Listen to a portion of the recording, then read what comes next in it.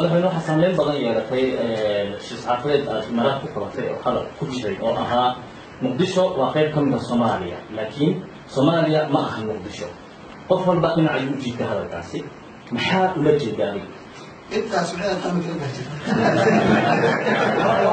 laakiin waa ka dhigmada waxaan jeedalo ma fahmi kartaa inta ciidan waxa weeye Soomaaliya oo dhan muqdisho kaliya ma muqdisho kaliya ma Soomaaliya oo dhan ma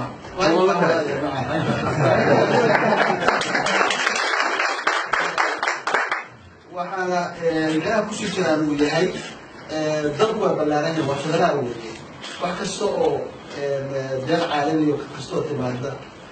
قايد بإيمانه قول بإيمانه سبحانه إيمانه همر بإيمانه مسائل إيمانه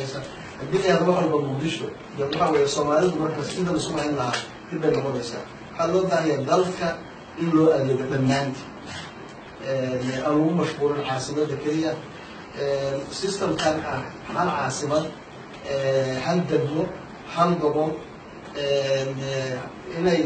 ضبط وحاجة ضبط كله بركمتها ما بحاول إلا فهم ضبط الفدرالي هاي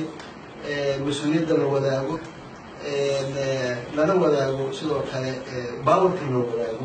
أود الوداعو مسؤولية الوداعو أنت مسؤولية أنت أصلا فهم الوداعو ولا فهم شيء